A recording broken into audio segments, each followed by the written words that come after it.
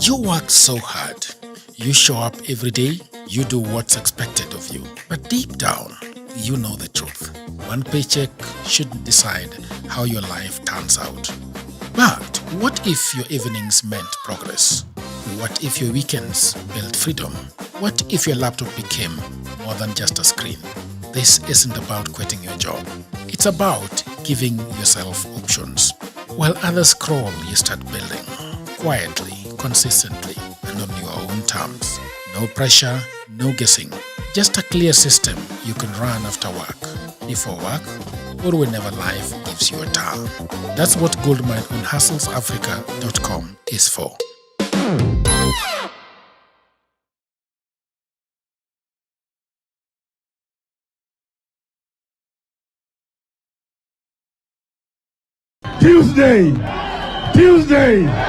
Tuesday.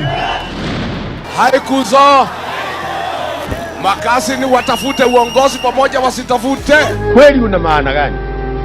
Una maana wewe ni binadamu ya mavi ya kuku. Mashamba yetu harambe. Nguruwe kujikanga na mafuta yake na Afrika itakwisha. Padani agosho ngai no mwega naende shode. Wakati hiyo ilikuwa ukisema ngwe ndani ngwe.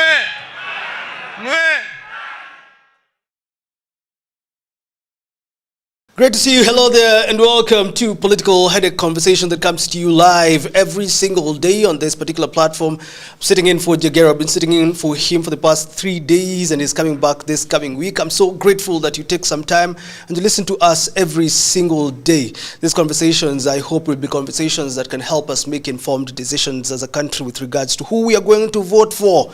I've been having Chapia. I spoke to Willis Otieno yesterday. I was here with Odhiambo and Abi. And today I was thinking a little bit different. Let's have a couple of guys in studio give their perspective about politics and governance in Kenya, because they have been playing politics. They are youthful.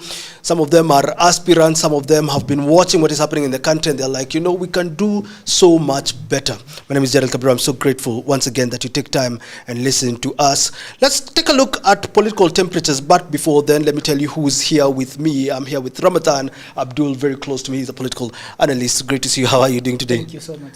I'm happy to meet you today for the first time. We are here to dissect these issues. Yeah. And I'm sure we will give our honest opinion. Yes. You will not say 1 term or 2 term, will you? No. Au yuko upande? Hatuko hapo. Mohammed Bashir is a political scientist. Uko laboratory, you're making science, we're mixing science and politics. Perfectly, an amazing way. I'm happy to see you. What do you think Kenyans should expect from this conversation today? Or what are you going to tell Kenyans today that you hope itasaidia sana when it comes to decision making? The right information. The right information that Kenya is bigger than an individual, Kenya is bigger than a party, and Kenya is bigger than any other person. In as much as there's a lot of things happening, the nation must remain stable. Yes. Peace. Ken Babu, great to see you once again. You are vying for the Nairobi Senate seat. You're going to face off Jalango. Great to see you. How are you doing this fine Sunday evening? Thank you so much, Jadiel. And of course, recognize my colleague panelist here. And of course, by extension, appreciate the political headache and the entire team that is here for having us tonight to engage and share our thoughts and our views with Kenyans, more so the young population, as far as this country is concerned, the current status and where we envision this country should be in the next 10-20 years from now. Great to see you. Let's take a look at political temperatures. What is happening in the country? Deputy President Kindiki seeks court permission to cross-examine Gachagwa's doctor in latest impeachment case that is happening in the High Court. Deputy President Kithure Kindiki saying that he wants to be allowed to cross-examine Dr. Gikonyo. If you know Dr. Gikonyo, Daniel Gikonyo is the owner of Karen Hospital, of a supplementary affidavit filed in the impeachment case involving former Deputy President Rigathi Gachagua. In a replying affidavit, the Deputy President argues that the affidavit sworn by Dr. Gikonyo on April 28, 2026 raises disputable factual and medical issues that can only be tested through oral examination. What this means is that Deputy President Kindiki actually wants to look at Dr. Gikonyo in the eye. Namuulize, was this man really sick? Were you lying?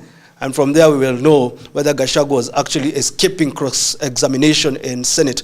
I think we have a video on that. Preparation and issuance of the medical documentation, circumstances under which the alleged medical opinion was generated, and failure to place the said material before court in the last 1.5 years. Kindiki adding that failure to do a cross-examination will deny him a fair opportunity to test the veracity and reliability of the allegations contained.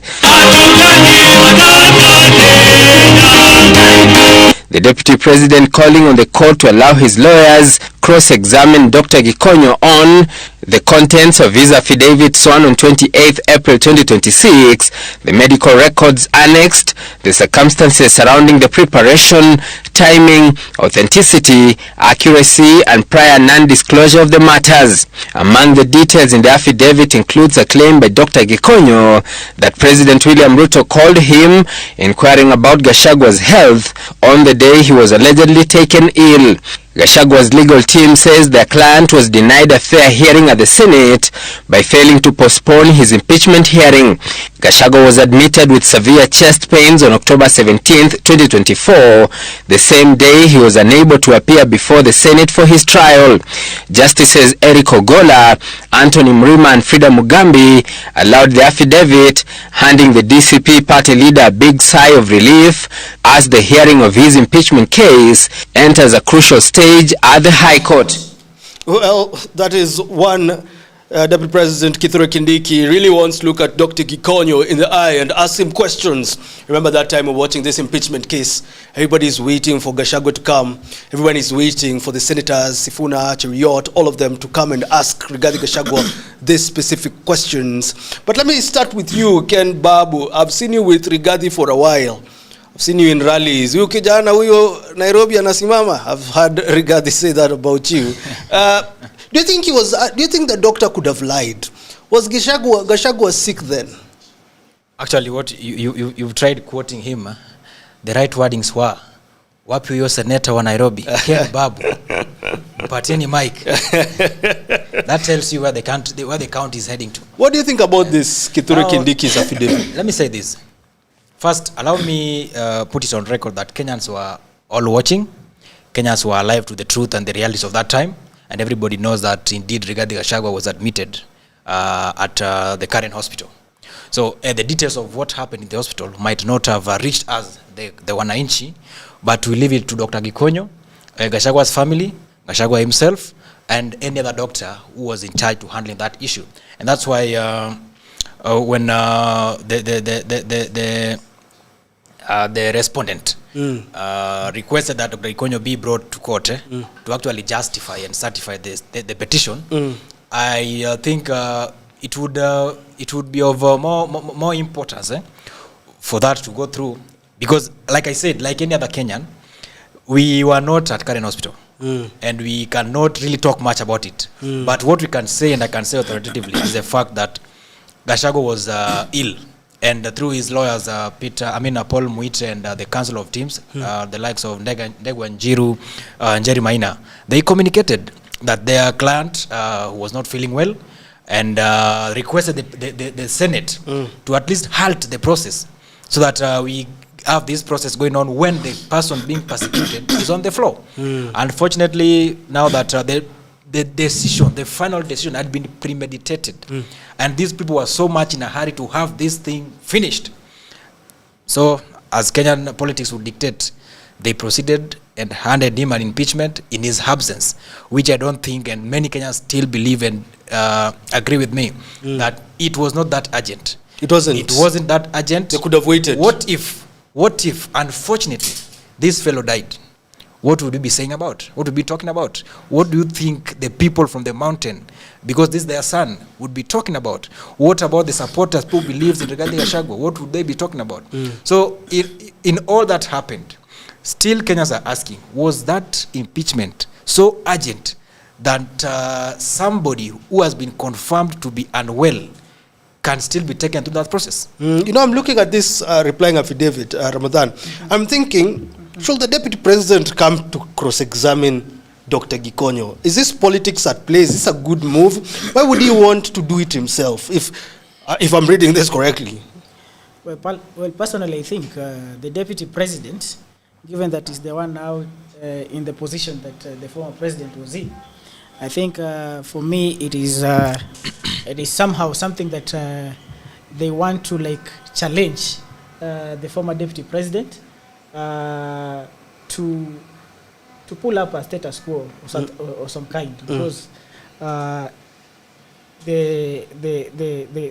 is a likelihood that the former deputy president impeachment case will be declared unconstitutional, and the fact that it is also try to help the government to settle a political score on that matter, because you see, if Rigathi Gachagua is declared his case declared unconstitutional, that will give them a mileage because he will be on the ballot. This will make the entire opposition, which is now the alternative united opposition, to be separated somehow. Because I believe, that is what I believe, because Rigathi Gachagua has a say in the opposition. If you look at the current political arena in the opposition, it is when he goes silent, the entire opposition is silent. But when he speaks, it's like the entire opposition is active. So that means if the deputy president himself comes up clearly and try to challenge, it will be seen that the government is interested not to make Gachagua on the ballot, unintentionally. But for me, I believe they would be happy so much if the opposition flag bearer becomes Rigathi Gachagua. We will get to that, but let me maybe just get one from Mohammed. You know, I'm just thinking, how will it look like Kindiki in court examining Dr. Gikonyo? Okay, first of all, we need to understand that Kindiki is first of all an advocate of the High Court, and he is a lawyer. So apart from him being the deputy president, okay, he's also a lawyer. And I think the main aim, what they are trying to seek, is clarity and also strengthen the information that is already available. That means they are typically seeking credibility. That's what I can say. And it's actually justifiable. That's why we have cross-examination, examination in chief, re-examination. And the aim for that is actually to enable the court to issue judgment, you know, that is factual, a judgment that is actually real. And you could see actually what Gachagua was seeking in court. And it can clearly tell that Gachagua, you know, in as much as there is a lot of this impeachment case going on forth and back, but again, Gachagua is seeking an opportunity. He's no longer the deputy president. You have seen he was seeking so huge amount of money, again, cars and all that. So I think, and you know, politics is a game of win and lose. One person must win and one person must lose. So to actually cut it short, what I can say is Kindiki is just seeking credibility to protect his boss. And of course, he doesn't have to do that himself. He can also use his lawyers. Happening today is also the race for the All-Kalau parliamentary seat. That is the conversation. It's gathering a lot of momentum after former MCA Samin Ngodho clinched the democracy for the Citizens Party DCP ticket ahead of July 16th, 2026 by-elections. Ngodho emerged victorious in the party primaries after garnering 12,957 votes, comfortably defeating his closest challenger, Paul Waiganjo, who secured 4,978 votes. Following his victory, Ngodho now heads into the main contest, where he's expected to face UDA candidate Samuel Mushaina Nyaga, among other contenders once cleared by the Independent Electoral and Boundaries Commission. Let's listen in to what these two candidates have been speaking about when it comes to this race that is going to happen in All-Kalau. My brothers have been given a chance at the ballot, and I urge them, come, I've heard your visions as we went round the constituency. I will work with you. We will walk this journey together. Correct me when needed. Walk with me when needed. Kwamba tuwe watulivu, tuweke amani, tufanye kampeni zetu bila fujo, tukijua ya kwamba Mungu akiwa mbele yote yanawezekana. Na ninasema ya kwamba nawashukuru wote ambao walijitolea wakasimama na mimi siku ya leo. Tunafanya, lakini unajua kuna uongozi wa chama. Walikuwa wanakutana jana, lakini hiyo kikao imeahirishwa. Watakutana Jumatatu na tutapata That is what is happening in Olkalau following the death of its MP. You remember the burial was scandalous, and Rigathi was saying, you know what, we don't have a problem with Ruto. We only have a problem with Ichungwa. They were saying, you know, you impeached me thinking that I will disappear. Guess what? I am here and I'm the king of the mountain. I'm just paraphrasing and thinking how he meant. But let me ask you, Mohammed, you know, you look at this, what is happening in Olkalau, DCP has been losing by elections. Not just DCP, the opposition has been losing by elections. Do you think how many by elections? You know, two or three or what? You know, how many? You know, when you say, when I say lose, I mean you say opposition and specifically narrow down to DCP losing by elections, and you know that DCP is only the only party newly formed, and you're going to MC up CBD, that is Kariobangi, and you saw DCP winning an election in Narok, which is an ODM base. MCA or MP? And you saw DCP winning an MCA seat in Kisa East, who is an MCA of Francis Atuoli. And you are seeing DCP is taking Emuru Adikri on 14th of this month. And DCP is soon taking Olkalau. So you cannot say. So you're very confident. I wanted to go to Mohammed, but because you've come in, you're very confident that you're winning this one. Let me just put it down so that you can come in. Okay. You know, I was when you hear Ngotho talking, actually I was part of the audience that he was addressing. And allow me to take this moment and say congratulations to that young man. When Kamau Ngotho declared interest in this thing, we had people from UDA side factions that really dismissed him. And they said that's a lazy fellow, that is an idle fellow, unprofessional, that cannot make anything meaningful out of himself. Surprisingly, looking back into the history, remember Ngotho was a UDA candidate for the Olkalau MP seat in 2022. So I failed to understand. At that point, they didn't know that he was unprofessional, he was lazy, and could not make anything meaningful out of his life. So then, you know, it brings us back to the politics of, politics of issues and policies, so that we don't discredit somebody just because he's on the other side of the camp. Whereas we understand that this somebody, when you akipewa nafasi, they can actually deliver. So I want to say that congratulations to Kamau Ngotho for having garnered those number of votes, and appreciate the people of Kalau for turning out to say that Punda imechoka, because we had the nominations of UDA just a day before DCP. Yes. And the turnout of UDA was dismal,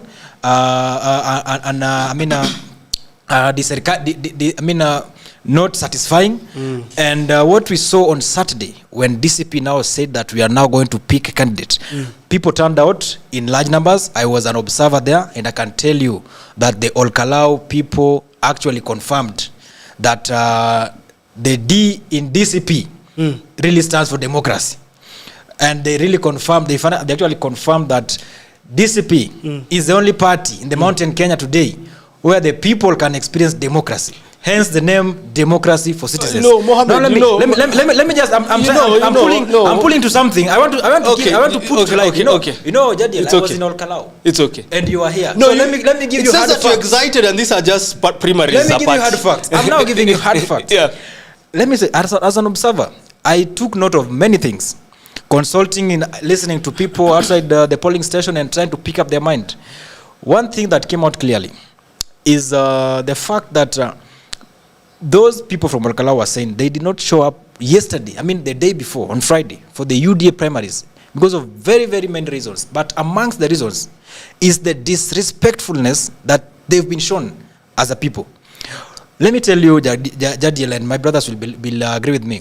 We are doing politics of leaders. When I say leaders, I mean, if we go to Northern now today and we start insulting Duale, to some extent, my brother here will have an issue with that. He might not say it, but deep down he will have an issue with that. Either whether it's the benefit directly or not. So when these people started fighting and hitting on Rigathi Gachagua, people of Mount Kenya withdrew. And Olkalau is amongst the people who withdrew. And that is part of the reasons why they declined showing up for UDA. Number two, they are asking questions. when UDA came to power, there were a lot of promises that we were given, but till to date, they have nothing substantial to put their hands onto. So they're asking, of what relevance or importance would we turn out to go and actually participate in UDA primaries? So then this is something that is likely to replicate on 15th July, when we shall be going for the main elections. And from the observation I made, because I was on the ground, I can tell you that the mountain is gone. If that is all Kalau, the mountain is gone for Kenya Kwanza. Mohamed, this conversation was there during Bere's time, and it was like, we are going to win as DCP, but they lost. DCP didn't feel in Bere. But they lost despite supporting. Okay, allow my brother Senator Ken Babu. You are a whole senator. So let me say this first of all, and I'll respectfully disagree with my brother here, Ken Babu. And my argument is, DCP was formed to seek relevance, first of all. The necessity of the formation of that DCP was all about to seek relevance. And for who? Rigathi Gachagua. And in the Kenya's history, this is the very first time we have the weakest opposition ever we had. Because if you tell me an opposition should be an opposition that is focused on issues, that is focused on policy, that is focused on institutions. Okay, rarely do we see opposition trying to sit down with institutions, criticizing, what are you doing? Okay, trying to challenge the policies that they have. But what we see is an opposition all the time.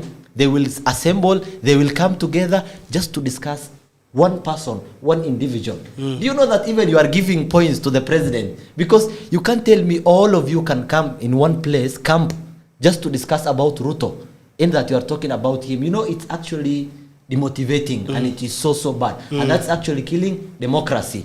To add on that one, you see, opposition, when actually we had Raila Amolo Odinga, was actually a very strong opposition, whereby he used to have actually committees that are dealing with economy, committees dealing with agriculture. But do we see? We don't see. In fact, what we see, they are competing against themselves. Why? The people whom we have as opposition are societal rejects. These are people who actually wanted to work with the government, but ikakata. Oh, come on. Muturi resigned from government without... he resigned, he was in akatoka too. Let me finish. If you tell me Ken Babu is an opposition, I will actually support, because Ken Babu has never been into this government. What he is seeking is advocating for change. Now, coming again to this one, which is actually about DCP. All Kalau, yes. Yeah, all Kalau. And to me, what I can say is that UDA have sat and thought, let them give an opportunity to DCP, at least have some candidates. Because actually we had so many by-elections and all the winners were from UDA. At some point that can be seen that you are trying to weaken institutions, or you are trying to weaken democracy, in other words. Okay? Yeah. So I think this was just an opportunity to give the opposition an opportunity for them to survive. And again, on the same note on opposition, you see, what makes me actually amazed is that they are not together. They are not unified. We actually see on television that Uhuru Kenyatta is in opposition. But it's the same Uhuru who is making Kalonzo Musyoka to be the Azimio coalition leader. And on the other end, Matiang'i to be the presidential candidate. For his party, Jubilee. For his party. But again, this is actually a team. They are calling themselves the United Opposition. In that, must have a unified decision where everybody is convenient and contented. But all I can say is that, first of all, we have a very weak opposition. And the worst that they are doing, they are actually using the youth in a bad way. Okay? Because this youth, what they are advocating for is about change. It's about good governance. But all the time, you will hear, Uyu Jamani, 1 term, 2 term, long term. Is that something that is important? No. What is important is to challenge institutions, policies, okay? Sitting down with institutions like EACC. In fact, this is a hint that I'm giving. Opposition, have they ever had one-on-one engagement with Ethics and Anti-Corruption Commission? No. In fact, they are not ready for it. But anytime they open their mouth, Ruto must go. Ruto is which is so wrong. Ramadan, yes. Do you believe this time round DCP will show for the first time that we are not only popular, but we can actually garner votes? Well, personally, first of all, just to add what my brother Mohammed has just talked about, we have had various by-elections in the previous months. And we have seen UDA making a pull-up surprise in the region that we know is actually well populated with people who are supporting the opposition. That is His Excellency, former Deputy President Rigathi Gachagua. However, this time round, we have seen in Olukalau something that is not normal to the people supporting the government. We've seen the turn-up for those who are supporting UDA candidates in the party primaries to be less.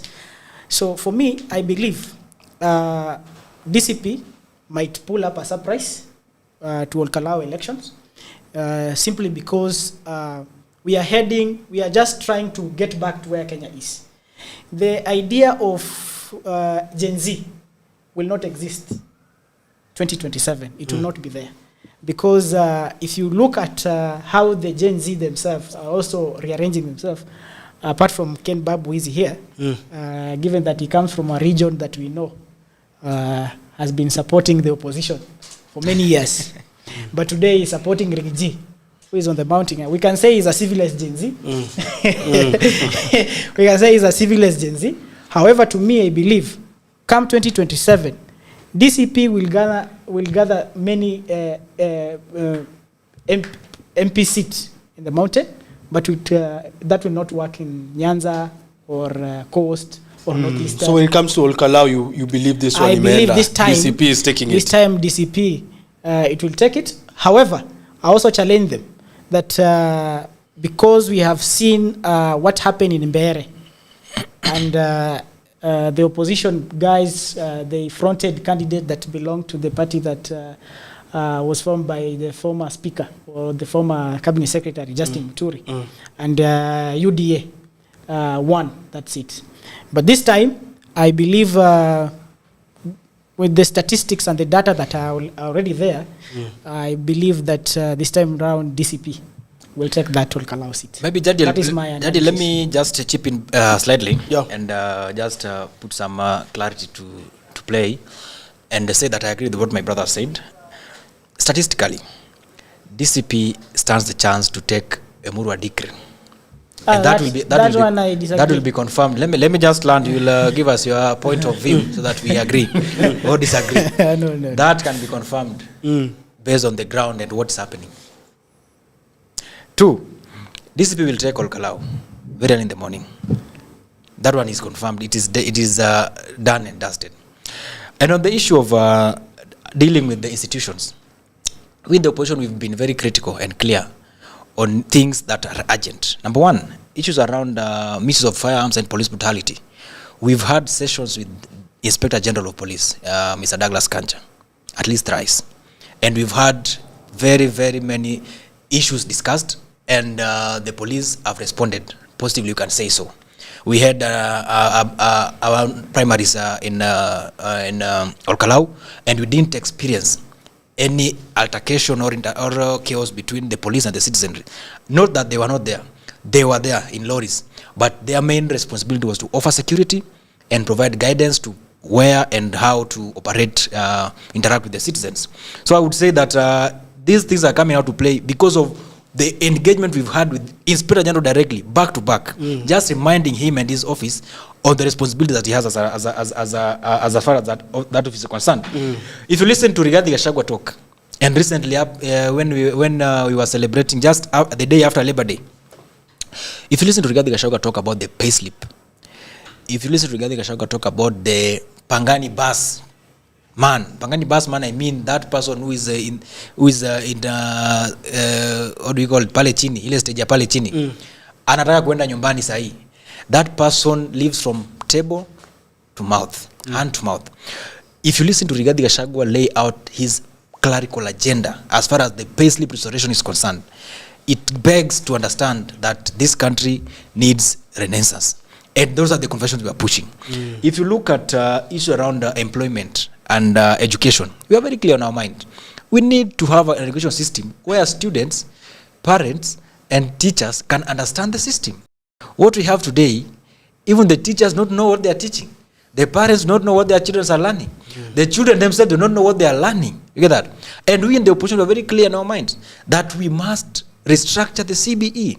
And you can only do those if you have, we are in the position of power. Are you talking about the opposition or are you talking about Rigathi Gachagua? I'm talking about the opposition, and I'm talking about the specific issue that Rigathi Gachagua has been talking about. Because these are things, what I'm saying, these are the things that... But I feel like most of them have been roadside declarations. Now listen. Is there anything, a blueprint or anything? Up to now, how do you say they are roadside declarations and you only hear, for you'll only hear them when he talks in a rally. Yes. But for us, we see these documentations, and some of us, we sit in committees that works on this documentation. That's why when I talk about these things, I'm confident. Because issues around young people and unemployment, how you want to deal with the youth bulge. I'd like to beg with Ken Babu just a little bit. That point, that is a very dishonest opinion. And as much as you're the one coming up. Which point exactly? Let me say. Which point exactly? The blueprint? I remember. Working on the blueprint? The blueprint, wait a minute. The blueprint, I remember former deputy president when he was on graduation. Sometimes back. When I know, he was the deputy I listened to that clip. He made some comments that actually differ with whatever you're saying. Creating unemployment. This guy is on record saying that he has no job. At that time, when he's speaking these words, the guy was a deputy president. Jadiel, when you are given an office, Jadiel, we cannot. Wait, let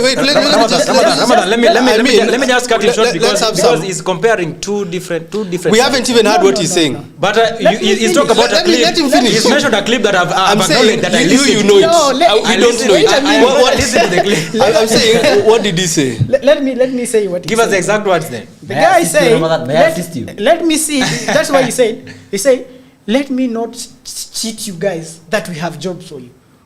He was making these comments to people who are graduating.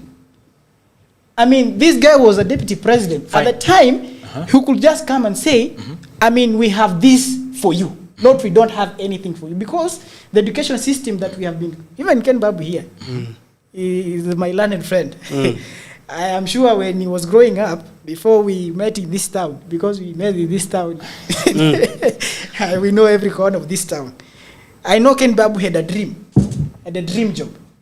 And unlike those graduates who are there, for them they have some dream job that they were expecting that after graduation. So you have an issue with employment when it comes to Rigathi Gachagua? I haven't seen that blueprint. Let me say this. Just a minute. I want us to go to contextualize on what Ken Babu said. Ken Babu, he is still in denial. The thing here, Ken, is yes, we have an opposition. But the opposition, in as much as you are actually focusing on the issues behind the scenes, you know what really matters is how are you actually bringing out on public. Fine. A good example, Ken, the opposition can travel all the way from Nairobi and let's say to Nakuru. They will not speak about issue. They will assemble everyone and they will be there singing Kasongo one time. Oh, you see, that's now what we are actually saying. I've heard you. What we are saying is these people, instead of focusing on issues, their focus is delegitimizing the presidency, insults and mockery. We'll come back to the opposition. Well, but let me just finish my point. Yes. These two gentlemen should understand one thing.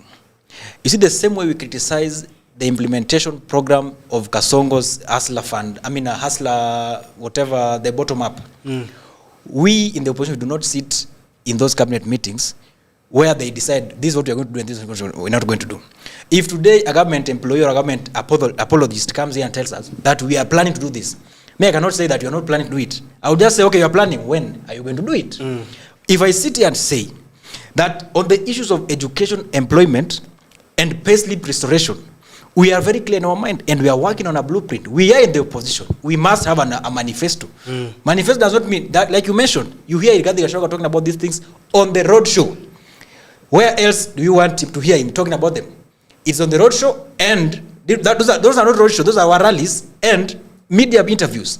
But then, at the backside of it, where does Rigathi Gachagua get all this information about the restoration of payslip, creation of jobs for the young people, how to deal with the youth bulge? These are now the things that are done in the back room by the committee that we're talking about. And I can tell you that I'm part and parcel of some of the committees that are working on these restoration structures. And finally, like my brother mentioned, if it's about 2 term and 1 term, which I always tend not to narrow down to such as when I'm having an interview like this, because if you go back to 2 term and 1 term, these are slogans that are in opposition and they're in government as well. But it's unfortunate for a government that is on the government of the day, that has still got instruments of power and the ability to implement, focusing on how they want to secure a second term on year 3. Whereas Kenyans are complaining about issues that are needed to be solved instantly. When you talk about health, Jadiel, how many dead people will wake up in 2027 and go and vote? Nobody, none. So if you talk about health is not something that you're going to wait until you secure a second term. Deal with it immediately. And when you talk about debt, and my senior wakili Pikipiki was here, debts are critical issues that are affecting each and every person in this country, including my 2 brothers here. Today as we talk, a child born in this country, ako na deni ya 500,000. A child, ule amezaliwa sahi, has got a debt of 500,000.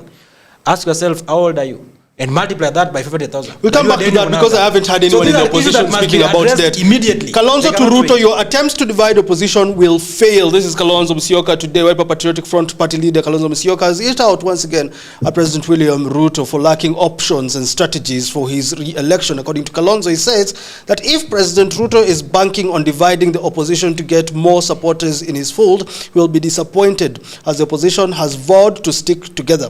He was speaking at Kitman Farm, where he hosted a delegation of Kitui professionals today. Let's listen to Kalonzo. He believes Ruto anajaribu kuwagawanya.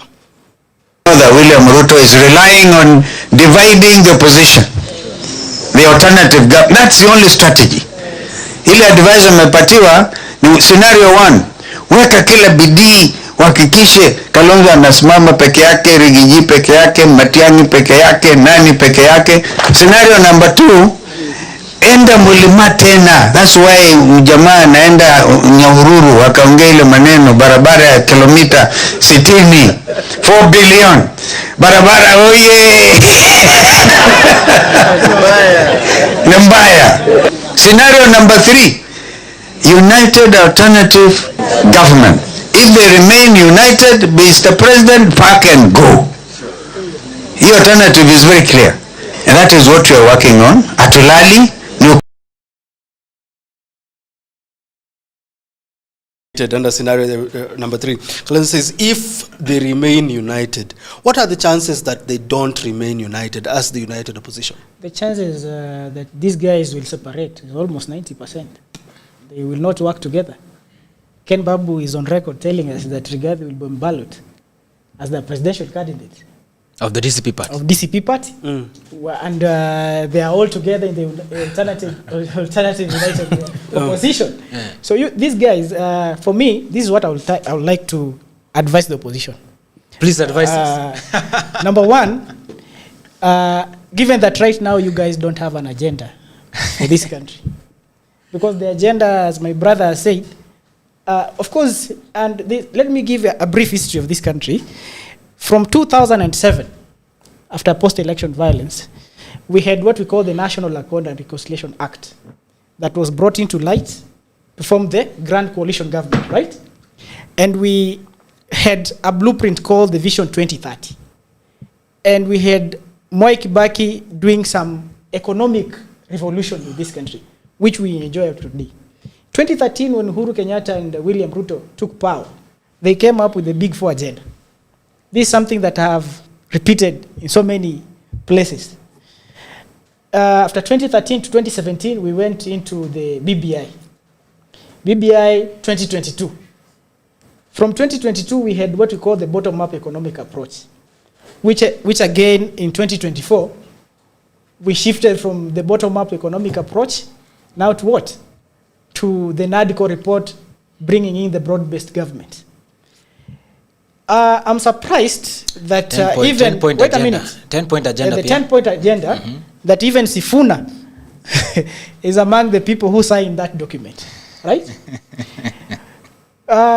Interestingly, is that the president came up with something called Singapore.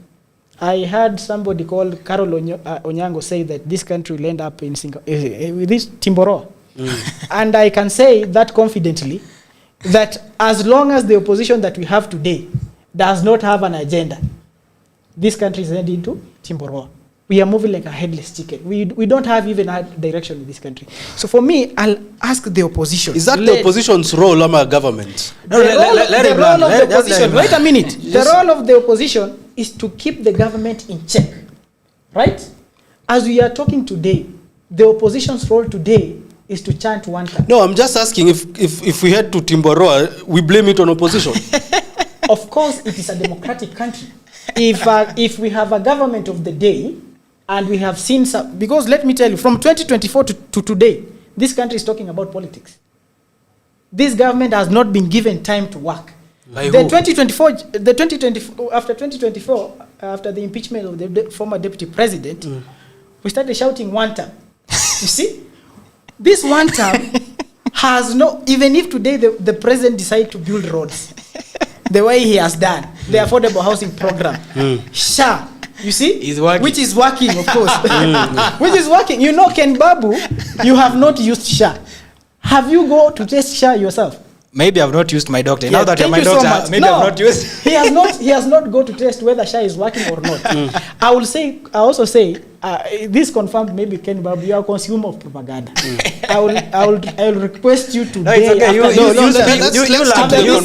You learn. I'll get back to you. The opposition will not be united. That's in 2027, Rigathi Gachagua will be at the ballot.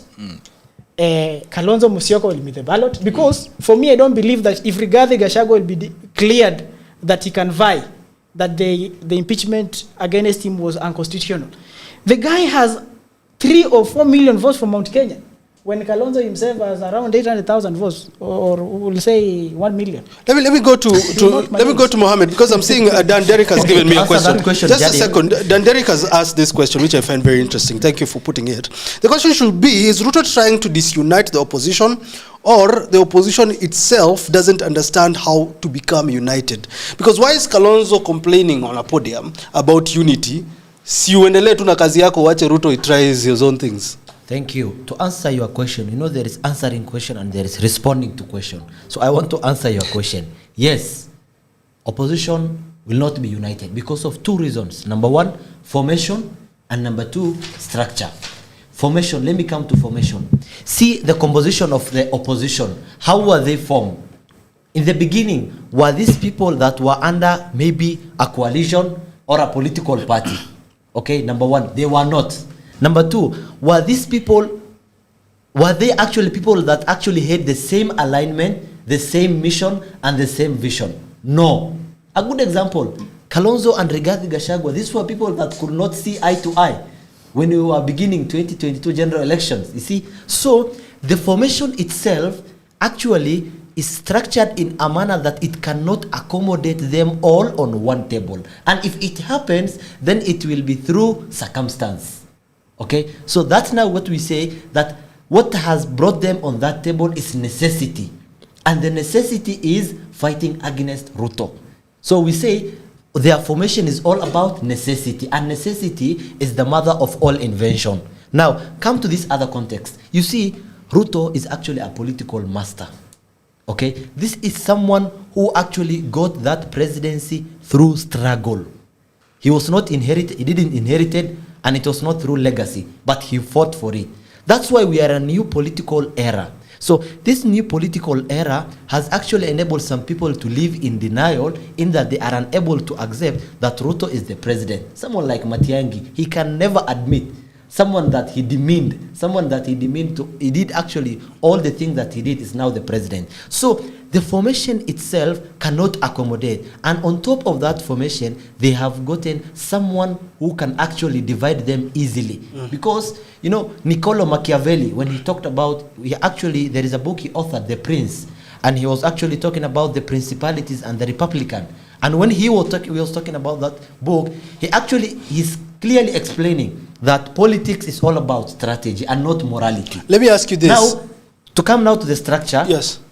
They don't have actually a proper structure that is governing them. Okay? In that, now we are in a united opposition. When we were beginning 2022, after now we came from the general election, you people, you are not together. Now, what structures can we set that can enable us to move forward? We actually saw Rigathi Gachagua and Jeremiah Kioni who are again in the position and they come from the mountain, but they are still divided. Let me ask you this. If one term is their goal, can't this keep them united? If their goal is to take Ruto out, and they say, you know what, we're supporting anybody who is one of us to take Ruto out, can this be also a reason for them to be united? It is as hard as milking a crocodile, I'm telling you. Removing Ruto from, or in other words, making Ruto to be a one term, it's as hard as milking a crocodile. Because this is someone who has mastered the art of winning. Okay? You know, there are those people who find actually peace in losing. But this is a strategist who has actually mastered the art of winning. This is someone who was in the political system from 1964 till date. This is someone who actually survived so many political hostiles during the Moise regime, Kibaki. Again, this is someone who made Uhuru to be the president. And this is someone who actually defeated Raila Odinga and again Uhuru while they were again on the Azimio coalition. This is someone who defeated, so it's as hard. Number two, you see, Ruto has actually stipulated structures that will enable him to win, whereby he stipulated political strategies. He is focusing on the marginalized and minority group, whereby we didn't saw previously, like now Northern Kenya, the Luo Nyanza. You see, so this guy is actually trying to create arenas or strategies that will enable him to be back. You see, actually the poster whereby the minority group were invited to State House, did it ever happen? No. You see, we are in a new political regime. We are in a new political era. So there is a lot of deployment of arts, strategies that will enable him. Again, the host, to ask you, do you think Raila Amolo Odinga, with all his political acumen and his all political influence, do you think he was wrong when he sat with Ruto to bring out the broad-based government? No. Automatically he saw and he admitted. That's why the handshake that they did, some saw it as betrayal and some saw it as strategy. Kalonzo says that Ruto is lacking options and strategies for his re-election. His goal, as you heard Rigathi Gachagua this week, is saying, kuna moles huku ndani. And Gachagua is looking at these operatives in government and saying, we need to work on them. Will opposition stand? Back at you, Ken. Thank you. I've listened to my brothers and I appreciate their contributions. But now let me start and say that each and every party, even in the run-up for 2022 elections, each and every party that formed a government, formed a coalition, had their presidential candidate. That is the starting point. You don't go to the table if you are not structured and you don't have a leader. That's why you must have, each and every party comes on the table with a presidential candidate. Now, I was in Azimio, just maybe a brief history. I was in Azimio. Raila became the Azimio coalition party candidate with Martha Karua as the running mate. Martha was the party leader and the presidential candidate of NAC before. Raila was the party leader and the presidential candidate of ODM. Today, in the opposition as it stands right now, Kalonzo Musyoka is the presidential candidate of Wiper. Rigathi Gachagua is the presidential candidate of DCP. Matiang'i, Jubilee. That does not in any way show mean that everybody is now running for power and they're not going to agree. At the end of the day, in the coalition setup, coalition party, coalition building, a coalition can only field one candidate. Get that? And to us to get this candidate, there must be a coalition of parties with different leaders sitting down and agreeing. For instance, PNU party leader Peter Munya has already made it clear that he's going to defend his gubernatorial seat. Then it means in the presidential conversation, he's not there. PNU is not there. PNU is not there. Get that? Wiper is there, Jubilee, DCP, and DAPK are there. So these parties will sit down and agree who are we fronting as a coalition. Get that? Two, he has mentioned that Gachagua and Kalonzo could not see eye to eye initially. Then I want to ask a question of a scenario of Raila Odinga and Martha. How did it come? How did it happen that Martha became running mate Raila Odinga? We all understand and know the story between Raila Odinga and Martha Karua as far as 2007 is concerned, and how bitter and bad it was, and it's something that still comes up to date. Get that? So Raila Odinga and Kalonzo Musyoka ile wakati ya ODM Kenya ODMK, wakati Dan Manzo alitoka na ile pande nyingine. You get that? But still, they found a common ground to work for the interests of the people and to save a country. In 2013, they gave it a stab. 2017, they gave it a stab. 2022, Raila and Martha found it convenient that to save this country and implement the Azimio agenda, they needed to work together. Same scenarios, same matrix. If it means that Rigathi Gachagua, Kalonzo Musyoka must sit down to sort out the issue of the economic sabotage and manipulation of this country, then where's the problem? The main focus is on the person, the Wanjiku, get that? My grandma in the village, who do not have a platform to communicate what Rigathi Gachagua would say about payslip, get that? The main focus is on that woman, that parent, who do not have a platform to communicate the challenges they go through as far as CBC is concerned, which they don't understand, the children don't understand, the teachers don't understand. But Rigathi Gachagua has a platform to echo that issue, the president will hear. Get that? After all, if today I went to the street and the president decides to dismiss me, but Rigathi Gachagua comes out with the same issue and echoed that, maybe to the street or wherever he's talking, the president will listen. So we are in a situation where it's not about the message. To some extent, it's dealing towards who is communicating. Because the same thing that I'm talking about here, payslip restoration, how does it make sense that in a tax, in 100 shillings, you spend 60 on taxation? I would say that here, times and times. But possibility are that when we leave this place, my brother will not remember what I'm saying. But if Gachagua says the same thing today, it will be a conversation somewhere in my village, Kanyawegi. People will be discussing, Gachagua aliongea mambo ya payslip. You get that? But I'm their son, and I said the same thing on TV, but they cannot remember it. So you see, sometimes it's all about the weight of the person giving the communication. The conversation. Now, back to your question on the issue of unity. Yes. I want to tell you, and I want to... If Gachagua vies, will the opposition be united? Because what we're getting is that Ruto is trying as much as possible to ensure that there's disunity. If Kalonzo vies, for instance, or they don't agree it's Matiang'i, it's Martha, and then Matiang'i goes and vies, do you think these leaders will swallow or push away their ambition and support whoever they will choose? Let me say this.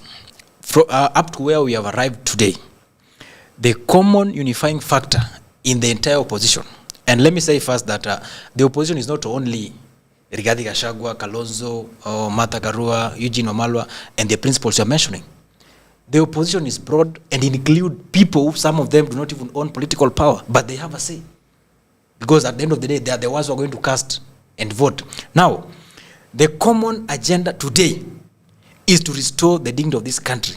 And by restoring that dignity of this country, and many Kenyans have agreed that we cannot do that if Mr. William Ruto is the president. Get that?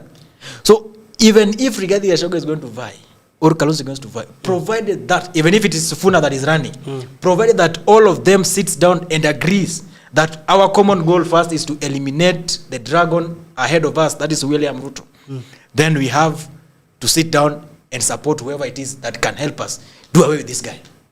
And Gachagua has been clear on this back to back. I don't know, and I believe my brothers here have been listening. But you've been saying Gachagua will be on the ballot. Hold on.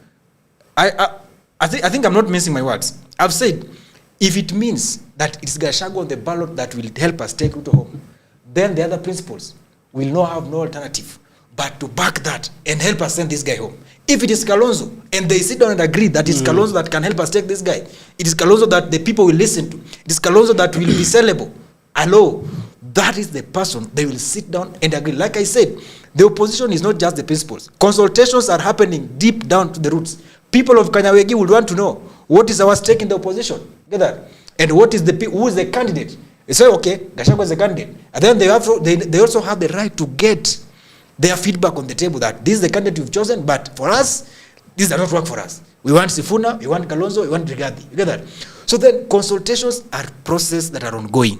But at the end of the day, whoever will be chosen must be a candidate that we are going to use or to propel to ensure that we do away with William Ruto. We will get to Linda. Let me just hear from you. You've shared a lot of points. Let me just get back to Mohammed, because I want to understand. Have you seen anything that Ruto is doing strategically to ensure, because this is what Kalonzo is saying, that this guy is trying to ensure that we are not united. Is there anything from an observer's, your political scientist perspective, that you've seen the president is doing to ensure that opposition is disunited? Okay, thank you so much. The first one is what is happening on Olekelau. Olkalau, that is. That's the very first thing, whereby he's giving an opportunity for DCP to survive. And we have been reading newspapers, magazines, and we clearly saw that actually Cleophas Malala can go and sell this party to Ruto. It's something that is doable. That is one. Number two, he is actually trying to launch projects in their own regions. Okay? In their own regions. What have you said about Cleophas selling the party? Actually, it's on media, whereby it has been said there are chances of him selling this party to William DCP. Samoei. Yes, to DCP. It has been posted by senior political analysts. You can watch it, okay? And number two, the other strategy that is deploying is actually launching projects in their home regions, okay? That is to mean he is trying to maximize on his weakness or his weak point. And that's a strategy that is deploying. Number three, he's actually using their closest allies to bring them closer, okay? So that they can actually have options and they can have power sharing deal and all that. And the most important thing when we leave the opposition is Ruto, the biggest strategy that he's deploying is measuring on the minorities and the marginalized community. Even if today they have a wedding in their home, in Banisa, he will make sure he will go. Why? Because ni kama anauza sera. So the biggest strategy is deploying is measuring on the marginalized and the minority group. Why? Because the political elite that actually had this power, it has actually gone from them. So we are in a new political regime. Again, we don't have Raila come 2027. So it's again a new political era, a new political dome, you know. And Nikioveli again states that people who get power through struggle, it's very hard for them again to surrender. That's what I'm telling my brother Ken Babu, of which we can bet on this podcast today. I can attest to you, Ken Babu. You know, in politics, it's good we operate with logic. Okay? Attest to me. If today I tell you, Ken Babu, William Samoei Ruto will be re-elected. That By is who? something By that who? is You have to tell us. You have to as give us sure as statistics. death. Okay? You have to give us statistics. By Actually, who? you could see the IBC report after they concluded the enhanced continuous voter registration. You could see major regions that he was focusing. All of them have registered to be voters. Jadiel, it's on record. Okay, let me finish. The president was recently wailing and crying like a small baby in Kapsabet over the low turnout of voter registration. Now let me ask my brother, is nimesikia anapaka mafuta sana mambo ya rais kuegemea pande ya Northeastern. No. Did Ruto realize did Ruto the marginalized and the minority groups. But did Ruto realize that people who have never been invited but did you guys come to Kenya today? No. Or under this regime? Now let me say this. But unless I want to hear from unless Ken was not listening. No. You hear me stating pardon me. You said northern. You said northern. And let me say this because this issue of northern started by Ruto scrapping the 2019 census and then followed up by doing away with the verification and vetting of IDs, which is very dangerous to the country. We have nothing against the northerns, but we love this country more than we love William Ruto anyway. Now let's see. My brother said very well that Ruto is focusing on marginalized and bring them on board. But the question Kenyans are asking, did the marginalized community appear in Kenya today? No. This focus is shifted politically. It's not something of intentions, good intentions. Good. If today, my question, if today Ruto, I was asking the strategic plan Ruto is using. If today Ruto had Mount Kenya in his pockets, on the same, did we ever saw a whole president going to Maseno High School, taking part an event that Maseno is hosting? We never saw. It happens every day. When? Tell me a regime. Okay, let's I think we are diverting into issues. Let us be factual. Allow me to finish. Let me bring Ramadan into this conversation because I haven't heard from him. What do you think Ruto is actually doing? Because I'm trying to see how Ruto can disunite the opposition. If it's smalls are everywhere. Even here, maybe there's someone who we don't know where they're from. What do you think Ruto is doing? Is Kalonzo right and Gachagua right to say that Ruto is infiltrating our camp? Well, what I will say, number one, first of all, the only threat that is on the side of William Ruto right now is Mount Kenya and Nairobi. I think Ruto right now, the way Muha has said, is focusing in mashinani. And that's why you see Mr. Kindiki, the deputy president, last year, the whole of last year, they have been conducting empowerment. The empowerment that happened in Nairobi happened in State House. which actually they gathered like in our Mosh 1 hour to State House. But the strategy that William Ruto understands right now is that the people who are feeling development from the government that he's serving right now are people from Mashinani. And that's why yesterday he was in Maseno. Mohai saying that he can even make a surprise in a wedding in Banisa. Because here in the city, and most of parts of the Mount Kenya, there's something called TikTok that all of us here have it. It's our source of information. You've heard that even people nowadays don't rely on the media. Citizen, I don't know, KTN. People rely the information on social media handles. So I will say the strategy number one that William Ruto is using, number one, is trying to make sure that the people in the up country are feeling what the government is trying to do. Because for them, they are not actually more interested with the issue of social media. They are down there doing works that actually contribute to the growth of the economy. So, Mr. Rigathi Gachagua, together with Kalonzo Musyoka and the united opposition, their only threat, their only strength of these people is in the cities. Let's say Nairobi and parts of Mount Kenya. Linda Mwananchi, you've had those moving around.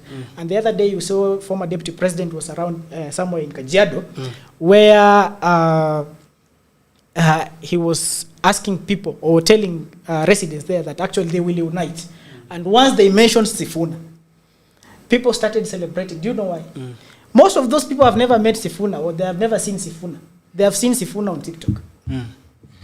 They have not heard what perspective of leadership that Sifuna has. Most of them, they have just heard maybe from friends, and that mimi ndio Sifuna. So people are actually assimilating themselves to this particular idea of mimi ndio Sifuna without even knowing who Sifuna is. So personally I will say, the strategy that President William Ruto right now is using is to make sure that the people in the up country, uko mashinani, they know what the government is doing. Because the way Ken Babu has said, and I will also support what he has said, the mountain is gone. Those people, they will not vote for William Ruto. At least for obvious sake, let's say the truth. And that's why you've seen, now he's going wapi for minorities. And minorities are many, by the way. Me, I'm a Nubian. I'm a minority. I was in State House. As a minority. I was in State House. But you know how many minorities do we have? The strategy is working. And these guys, let me tell you.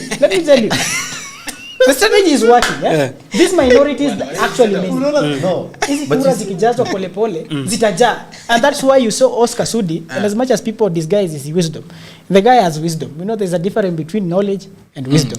So you can have knowledge, but you have poor approach.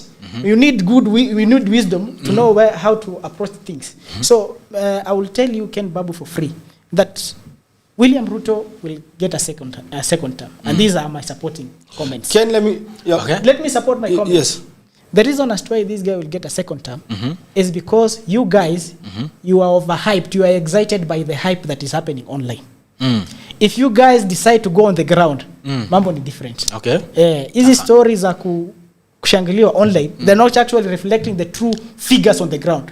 Because even you've seen the county leading in terms of voter registration. It is Turkana County. Not even Mount Kenya. Why are these people registering? They want to elect William Ruto back because they have now felt there's something that is happening on the ground on their side. Okay, Jadiel, before you I wanted to ask you this about Jeremiah Kioni, what we had him say this week, that if Gachagua vies, where will Matiang'i be? Where will Kalonzo be? Yes, you've said that, they will support whoever is going to vie. What do you think Jeremiah Kioni meant by this? Does this mean that if one of you is vying, even if it's Sifuna vying and it's not part of the united opposition, that there will be trouble in the united opposition? Fine. But let me just address something amesema hapa that we don't go to the ground. It's unfortunate because most of these things you say that you hear as you hear Gachagua talk about on road shows. I mean, does Gachagua do those road shows in his house? Of course, it's always on the ground. I mean, Sifuna, the Sifuna faction are on the ground. They were in Kakamega, Busia, Kitengela, Kisumu. But Sifuna is still in ODM. And bro, Sifuna is in ODM. If you look at the history, listen, Ramadan, you said you are a Nubian and you are in State House. If you look at the politics of ODM, which is very complex. That was empowerment. And how it is. There is no way ODM is going to go to the ballot as it is. And as Mahal tumefika, there is no way Sifuna is going back to ODM as an SG and a senator of Nairobi. Understand? Just look at the politics, you will get to know. Now, Kioni talking about Matiang'i being left out. That tells you, of course, it's a Jubilee interest. It's a Jubilee interest. Kioni and Matiang'i are the same party, and it is within the rights of... He even mentioned Kalonzo. It is within his rights as Kioni and Jubilee to defend the Jubilee interest. Number two, I don't know why Kioni is would appear so much threatened by Rigathi Gachagua running, but of course, of obvious reasons, they come from the same region. And politically and exposure, Kioni has been in the field for a long time.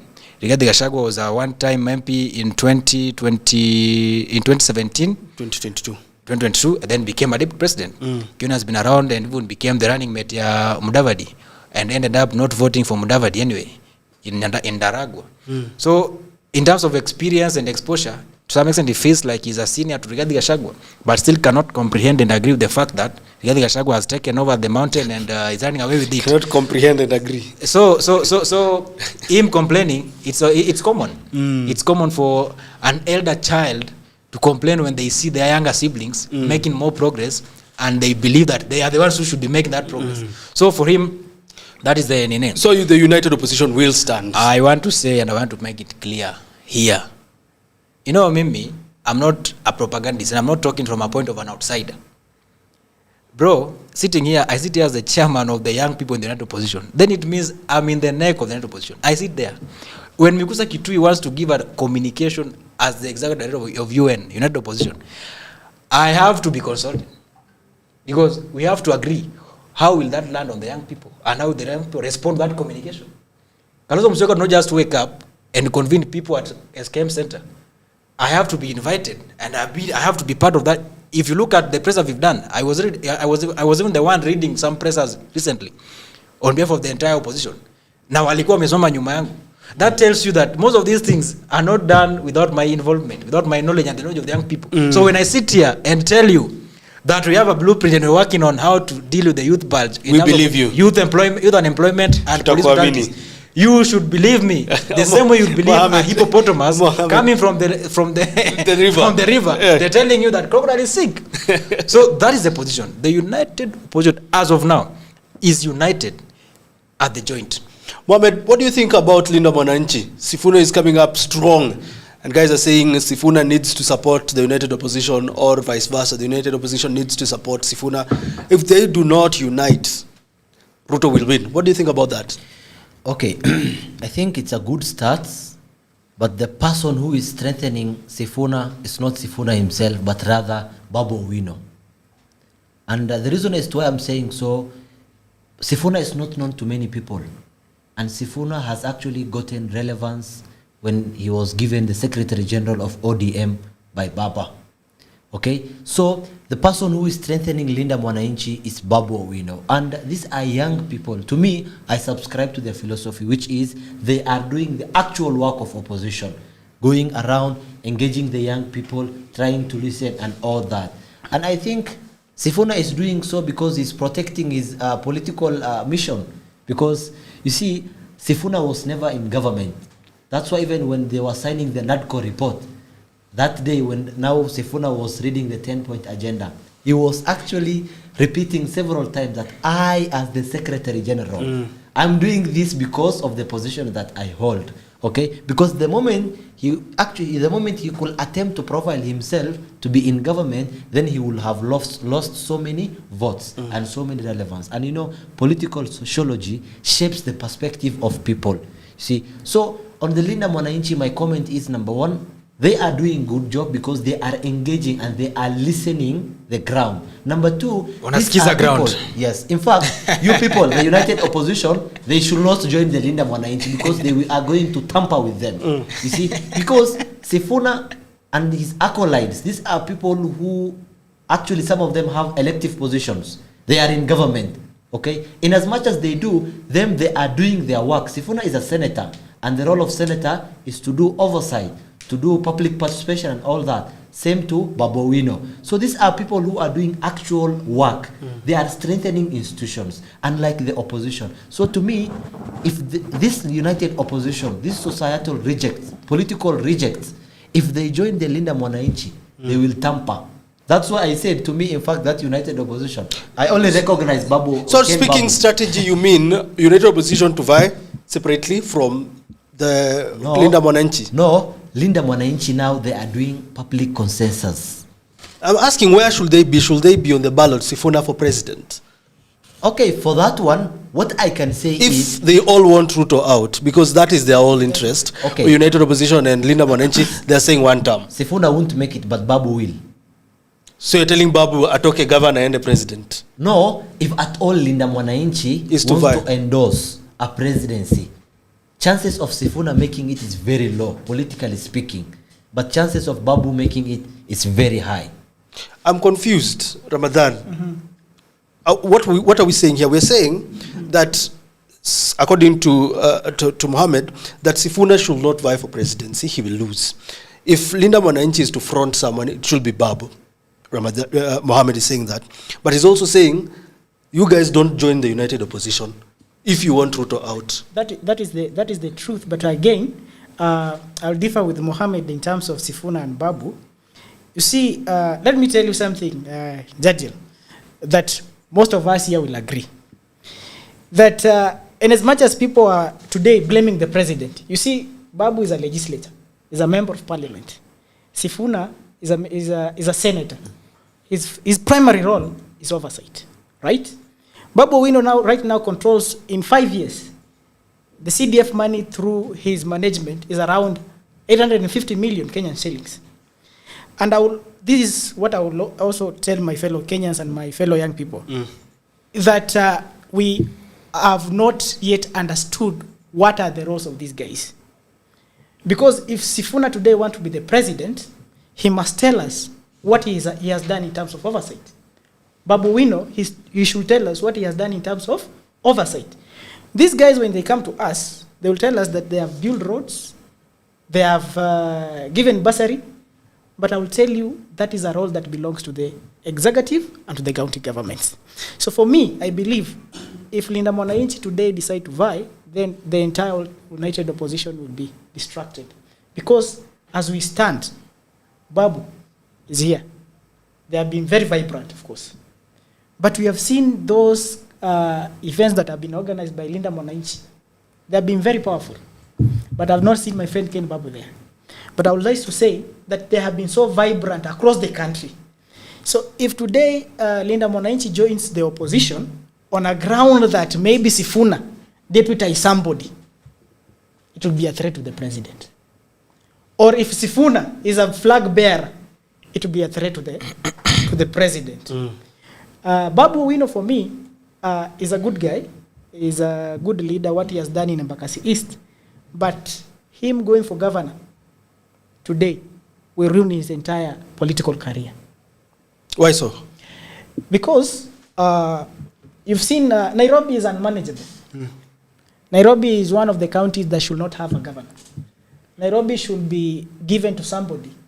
They should just find a name and give it to him so that he can manage the affairs of this city. This city has cartels.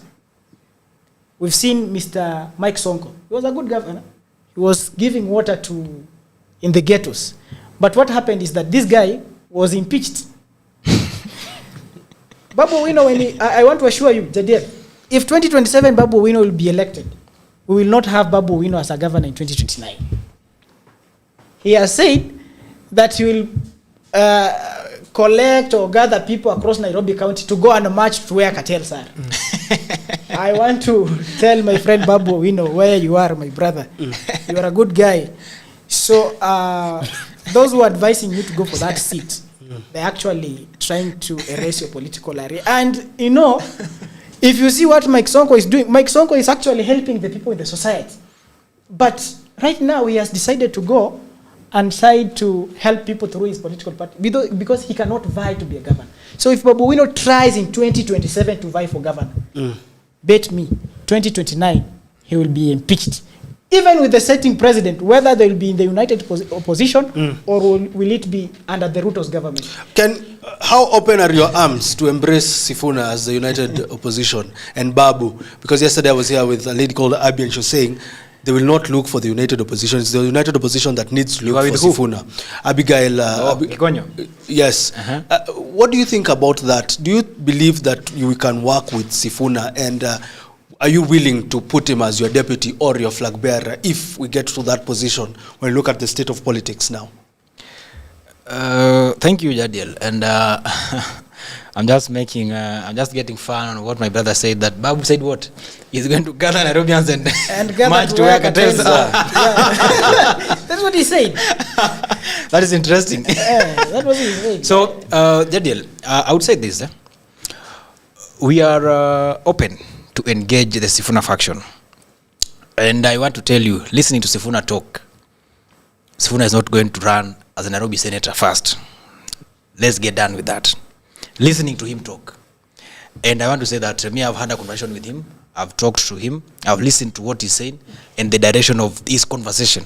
He's looking at this country to a higher level. His vision is bigger than any other seat beyond presidency. Now I want to say this. Why would Sifuna do all that they are doing for him not to be on the table as a principal and engage at the national level as far as the interest of this country is concerned? And if you look at the mobilization that is happening in Western today, and even there was a meeting today in Bumula, hosted by Bumula MP Jack Wamboka, and they declared that Sifuna will be their presidential candidate. Na wakasema Sifuna atamenyana na Kasongo macho kwa debe. Then it means that the Western bloc, to some extent, is galvanizing their force around this fellow. That.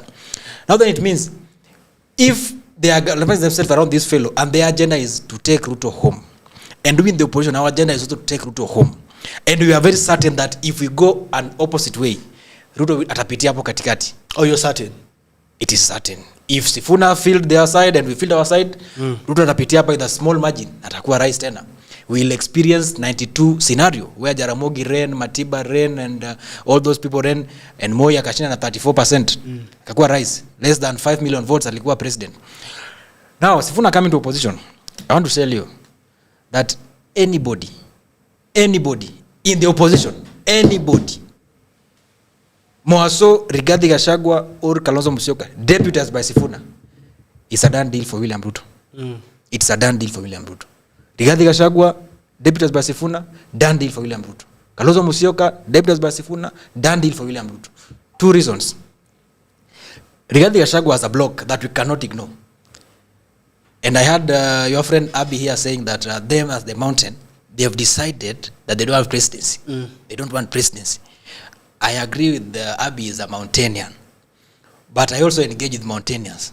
And to some reason I live in the mountain more than I would say I live in the mountain more than Abby does. Because I see Abby in Kisumu, where I come from, doing Linda Mwananchi rally. Yeah. And I'm in the mountain doing one-term and opposition rallies. So I would tell you that the feeling in the mountain is that they are looking at the presidency as well. Get that? Because Mountaineers are people who have tasted power. And like my brother said, if you've tasted once, you'll always want to have a taste of it. Rigathi Gachagua, deputized by Sifuna, done deal for William Ruto. Better in the morning. Kalonzo Musyoka, deputized by Sifuna, done deal for William Ruto. So what we are saying is, in the opposition, we are open. And you listen to Gachagua talking, he has said times and times that sisi tuko na kina Sifuna. And you listen to Sifuna saying that if it means that joining hands with the united opposition is the only way to take this guy home, we will do it. But Mohammed is saying that cannot work. I know. Let me learn. Let me learn, Mohammed. You are not in State House. This is the guy who was in State House. So let me learn, then you come in. Okay, just a minute. Just finish. You don't have to throw shit. So let me just finish. Okay, just a minute, Babu. You know, Gabriel, you see, politics is not a therapy session. And it's not must you be told what you want to hear, but rather it's good that you are told the truth and the truth has to be said as it should be. Sifuna, this is a golden opportunity for him to brand himself as a national leader out of Nairobi. Okay? Because to be sincere, which he has done successfully. Yeah, no, he's in progress. Yeah, he's in progress, yeah. So if it's in progress, then we can't give a verdict that it's so and so. And now, again, what I'm saying is, Babu Owino is actually more, even my grandmother, who does not even have teeth, knows that there is a cool boy in Nairobi, University of Nairobi, who is called Babu Owino. You see, he branded himself from the grassroots, from being a student leader to where he is. You see, so it's the person who is giving the synergy and the strongness that they have. So what I'm saying is, Sifuna, it's a good opportunity for him to brand himself. Okay, but if he continues the way he's doing, then chances of him actually tapping to more seats is very high. But they should avoid filtration with this united opposition. Finish your point. As you finish it, maybe you can finish with talking about, do you think Gen Zs will vote based on what we saw in 2024? Looking for a person, a youthful person, looking for someone who maybe understands us more, or will we go back to what Willie Sotino calls legacy politics? Well, thank you. I agree with what my brother is saying about branding and popularity and all that. But Babu has been consistent and clear that he wants to run for Nairobi governor. So then we are talking about the presidency and the running mates. That's why I did not mention him at that level, because he himself, he has said times and times, and he was in Kisumu when he said that anapiga governor Nairobi, alafu tuende tukoje State House 2032. So I would not want to interfere with this line of thoughts and ambitions. But now in the opposition, and I want to finish by the statement I said, Sifuna himself has said, and he confirmed, that if it means that uniting with the alternative government is the only way to restore the dignity of this country by taking William Ruto home, he will not think twice about it. Because Sifuna has done rallies across this country. And like my brother mentioned, he's been listening to the people. And those people are saying, we want this government out. And the people are saying that use whatever means available, the closest weapon to take these people nyumbani. Then if the closest weapon is unite with the alternative government and form a coalition that will put up a single ticket that will take Ruto home by 6 a.m., we are ready and we are open to work with them. Yeah. On the issue of Gen Zs, we saw what happened in 2024, and I'm happy that my brothers here, we were in the streets. 2024 was very, very epic, and it's something that stands in the history of Kenya, that it's something that has never happened before. Even if you look at the histories of Akina Raila and all that, there were never a time when young people just walk out voluntarily to question the government of the day. And not just the government of the day, the mighty William Ruto himself. Now, if you are questioning Uhuru, we would say that this is a cool kid, Tramtisha, kaingia atatoka mbio. But now this is now the hustler himself. My friend, kaenda nyumbani. So the young people listening keenly, we are still on the agenda. But I would say boldly, without fear of contradiction, that there's a faction that is getting back to the tribal and mutuetu politics. Because we listen to these people and we see these people. You know, most of these guys interact, wanapia kelele kwa TV na tunaongea nje, off the cameras. And they will tell you that bwana mimi niko pale because ni mtu wetu. That. And there's this TikTok challenge that has been going around. Unauliza mtu Sifuna or Gachagua, anasema Gachagua or Kalonzo anasema, then you at the end of at the back end anauliza why. And so funny reasons. Some are saying, oh, ni mtu wetu, oh, Sifuna ni Mluya, oh, Gachagua. So you're comfortably saying as a Gen Z we are not there so yet. What I'm saying is the country needs restoration. But the mind that needs restoration needs to be checked well. Me as a person, I do not have issues with the young people pushing agenda and policy-based politics. And that should be the reason why we are going to the ballot. I come from Kisumu originally. Somebody will ask you, what am I doing in the mountain? What am I doing around Rigathi Gachagua? What am I doing around the people, the likes of Kinamethu? But I would confidently tell you that I also have my own beliefs, and I've looked at this, what the government is offering vis-a-vis what the opposition is offering, and I found comfort working around Rigathi Gachagua to be the aid that will help us take this guy home. Because of two reasons. One, and I said this a lot, you know, people make noise outside there. And like I said, and they don't know what's happening inside. I cannot speak for government when it comes to implementation of project. I can only criticize that they are not doing what we are saying, as the way we are thinking. But I will tell you, the basis under which DCP was formed, you know, there's a lot of history that I would not want to say here, but let me just give this and let me just drop this. The base under which DCP was formed. Rigathi Gachagua went to the ballot in 2022 bila gari yake, akashukishwa njiani. Nanipata? And when he was shukishwa njiani, alishukishwa na watu wake wote. Unanipata? They underwent a very, very difficult and tormenting situation. And they felt that they were not given a chance to enjoy the democratic space they had fought for in that party. It is at that point that this guy thought of having his own vehicle. But many people are saying that this party was formed on a basis of self-interest and all that. Well, that's a faction, that's a narrative that is allowed to be pushed, yes. But as an insider, somebody who has listened, who has been there, who understands that party constitution, I would tell you, even the name democracy did not just appear from nowhere. This is a conversation that we had, and we told this, we say, you have been a victim of an undemocratic process, an undemocratic party. For you to install first confidence in people that this party can stand, we have to give it a name that can resonate with the challenges that you want to sort out. Hence, democracy for citizens. But Mohammed is telling me Cleopas is selling the party. My brother here have said so. And I would say, you know, Mohammed Pia amekuwa kwa space for a long time, and I would say this. The process of selling a party is not something very easy. It is not very easy to just wake up and sell a party. The best you can do, the farthest you can go, is to betray the process and go and start sleeping with the enemies or the opponents. But you cannot sell a party. It's not easy. If we get some few calls, in case you're listening to us and you'd like to chime into this conversation, you can call in. I'm seeing a lot of comments coming in. Someone is saying, Ken, excuse us from Rigiji theatrics. It's not even for the national interest. Someone is saying, Sifuna should give ultimatum that before they join the alternative government, there should be only one candidate who should be given the direct nomination is Babu for governor. Tell me this about that Gen Z movement. Do you think they'll vote based on what we are hearing? Tutapigia ule mtu akona agenda kama, you know, Jimmy Wanjigi na Maraga. Well, personally, I think, Jadiel, Gen Z, when they came to the street, they were very objective with what they wanted the government to do for them, especially eradicating those punitive taxes that were brought through the finance bill. However, through the process, most of them went a different direction. And I also believe that in 2027, most of these Gen Zs, because if we wanted issue-based politics, I think rallies that are being headed by Maraga, zingekuwa zimeja. But because right now we are back, because I've had cases where the team of Ken Babu, they have said they want to take this country where it was in 2022. And I believe their words. That is where we are going, of course. In 2027, we are just going to vote the same way we voted in 2022. What do you mean in 2022? When I say 2022, it's because they believe through the process, there is nothing that has been achieved with the government, in their own view.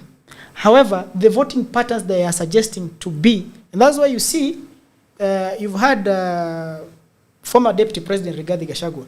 He has given directives to his fellow principals that wewe tafuta huko, tufanye nini? Tufukuze huyu mtu nyumbani. That only means that in 2027, people are going to vote into blocks. Sifuna has been endorsed by the people from Western. Rigathi Gachagua is now the king of the mountain. Kalonzo Musyoka is the king of Ukambani. And William Ruto, who is nowhere, is seeking, no, he's the king of Rift Valley, of course. However, Gen Z, where are they on the map? Who are they rallying behind? They are rallying behind Rigathi Gachagua. They are rallying behind William Ruto. They are rallying behind Kalonzo Musyoka. So for me, the question of Gen Z into context, from the beginning, they had policies and objectives that they wanted to achieve as Gen Zs.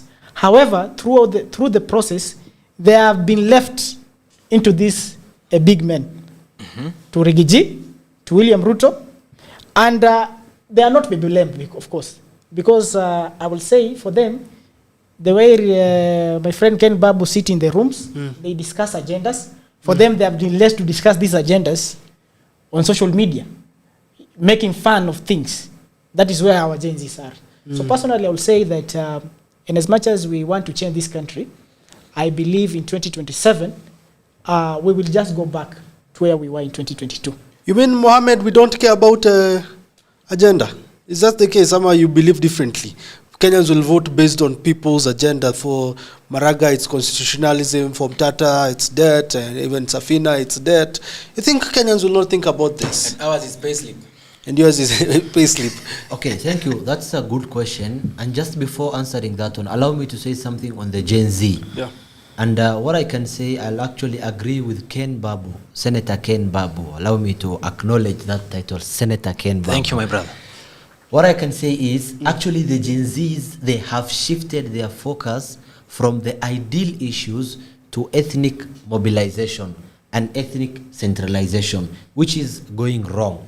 To me, and the people who have misled this actually Gen Zs are this activist group, civil society. They are actually misusing. That's why all the time you see it's all about protest after protest, but there is no subjectivity in whatever that they are demanding. Okay, so the Gen Zs, they actually have a very, very big influence to how the government is operating. But if you see, most of them do not belong to political parties. And as a politician or someone who is aiming to be a politician, you must belong to a political party, because with the political party you are able to influence decision, you are able to influence policies and all that, and you are able to sit at the table of decision making. But see, they don't belong to political parties, and if they belong to political parties, they belong to political parties that were formed as a result of emotional response, like DCP. You see, they don't belong to actually After substantive emotional response. Yes, After clarification. response. You see, so what I can say is they have actually a very good opportunity. But the only way they can utilize this opportunity is to sit down, understand how the government operates, how system works, and everything. Now coming to your question, which is Kenyans, you know, Kenyans again are so funny. Okay, Kenyans will tell them don't go right, they will go right to know what is there, that right that you are saying don't go. Okay, these are people that are so interesting in that they don't want problems, but they are the same people who cause problems for themselves. Someone like David Maraga, Justice David Maraga, you see, that is someone who has an ambition for this nation, but again they won't vote. Why? Because political sociology now again has been shaped for you to vote. You see, you have actually, your needs have to be met.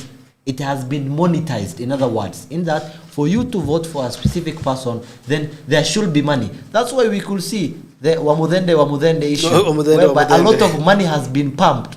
If again that money could have been used to improve the infrastructure, education, something. So what I can say is Kenyans again will not consider who has an agenda, who has a manifesto for this, but rather they will look, nani akona pesa. A good example, where I come from, northern Kenya, and it is so sad, and I can attest, and I can tell the president, northern leaders are the people who are dragging the president's manifesto. Because you see, northern Kenya again, for someone to be voted as an MP, as a governor, that person must actually satisfy the needs of the elders through what is termed as a negotiated democracy.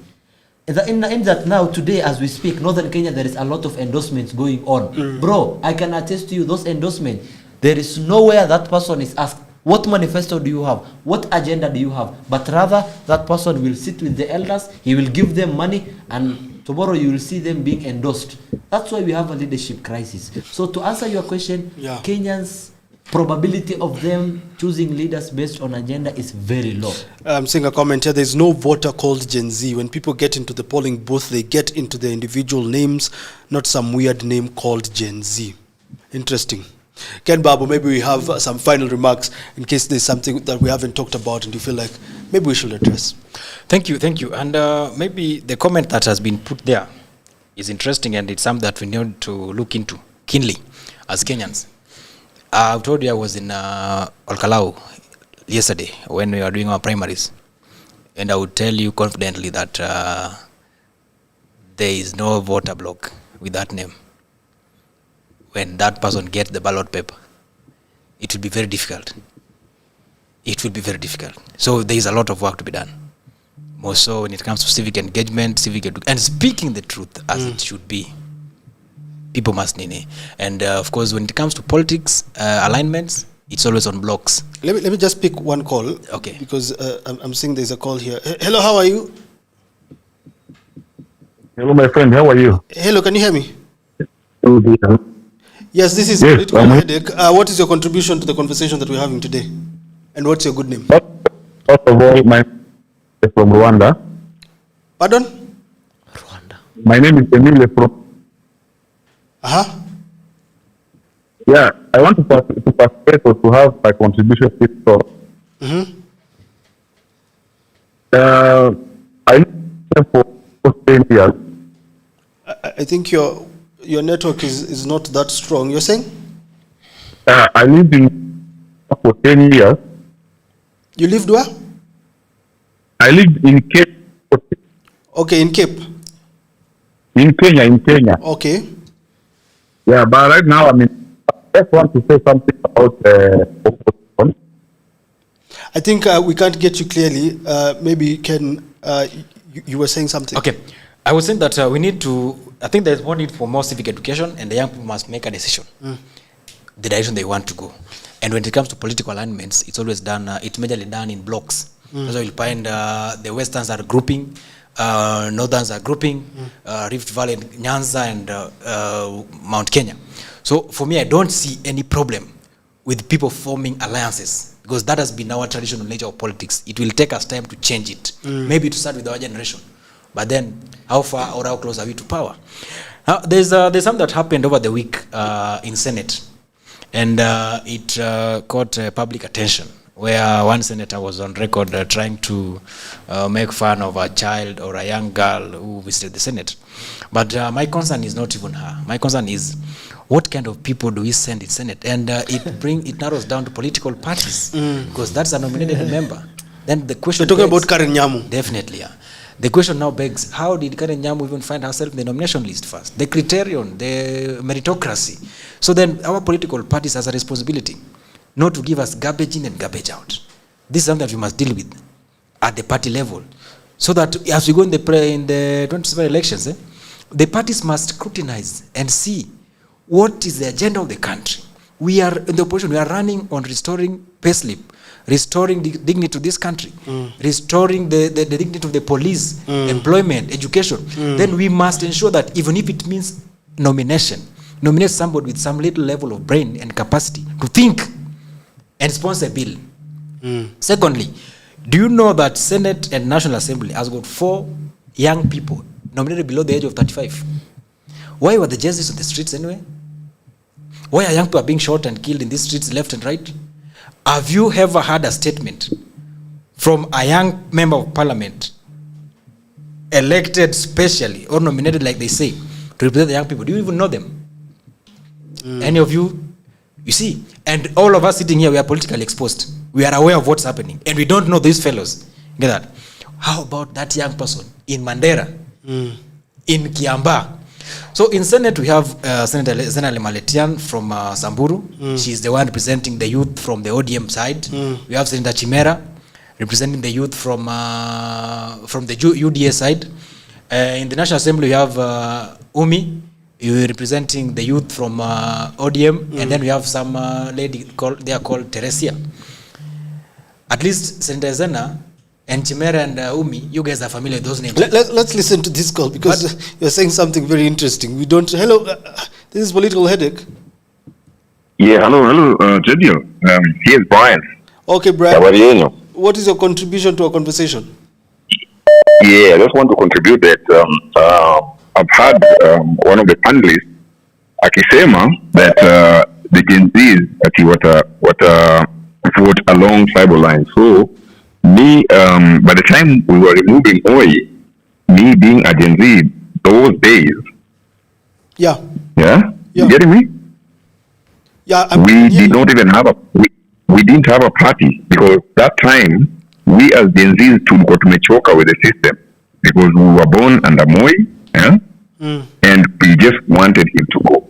So to the young panelists, just wambie that the Gen Zs wale tulikuwa with age and our reasoning, and the kind of the tribulation that we had those times the same tribulations have not changed. And these Gen Zs will vote not along even party lines. They will just go with a person, whether it's just Sifuna, whether it's just Jimmy Wanjigi. They will not. They will just vote because they just want change. You see. All right, thank you. Let me pick. And it will just be on a way. Thank you so much. Yeah? Thank you so much, Brian, for calling. Hello, this is Political Headache. What's your good name? Okay. Hello, this is Political Headache. Hello. Good evening, Jadial. Good evening. My name is Johnston Kiva. Okay, Johnson. I am Kiva. Okay. I'm calling from Taita Taveta. Mm-hmm. Yes, I am a Gen Z. Yeah.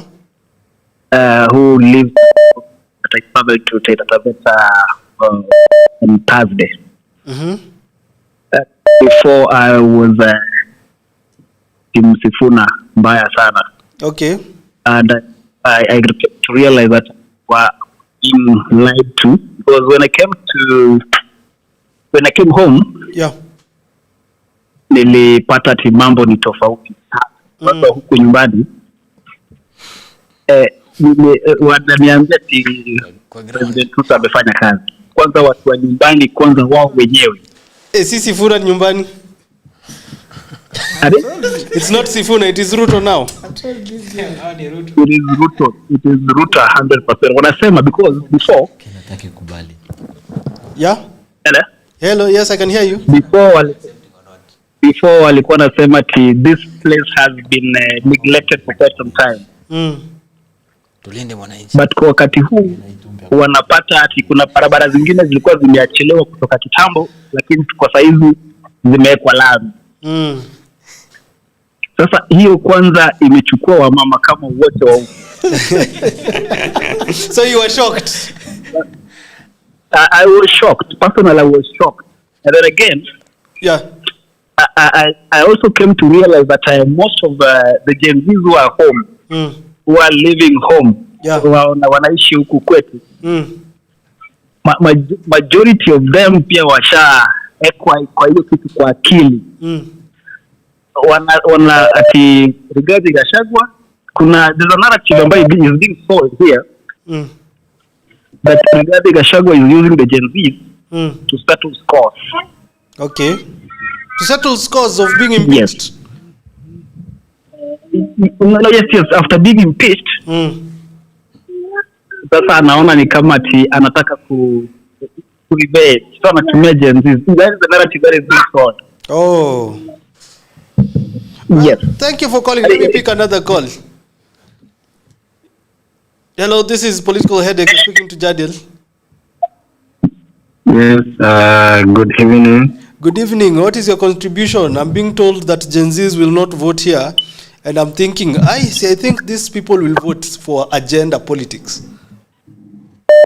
Yeah, I think in urban and suburban areas they will vote. Mm-hmm.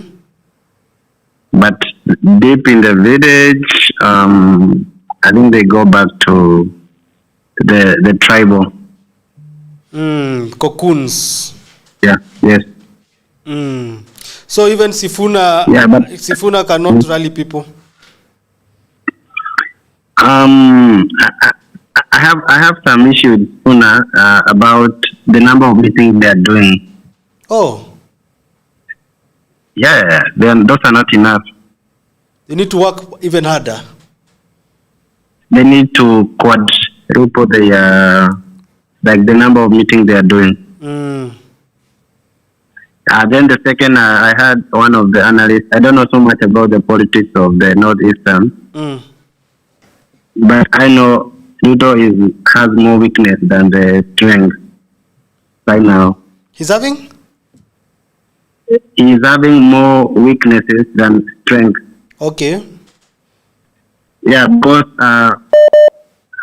when the few months before 2027, most of the people in the Mount Kenya, most of the aspirants when they are seeking for, maybe they want to be elected or for the election, they not say Ruto candidate. We are going to be more elect me.